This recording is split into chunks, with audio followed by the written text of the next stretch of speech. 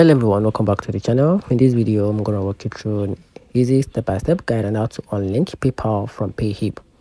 So to disconnect or unlink your PayPal from Payhip account, here's a simple step-by-step guide on how to do that. So the first thing to do is to log into your Payhip account or go to payhip.com/log, then sign in into your account. Then from there, click account in the top right. Then this will drop down a menu, then select settings from the menu. Then from there, go to payment or payment section. You will see which payment you have connected, like PayPal or Stripe.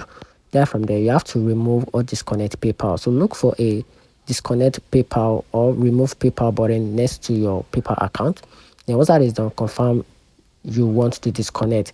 Then once disconnected, PayPal will no longer be a payment or a checkout option for Payhip stores. And here's a quick important tip.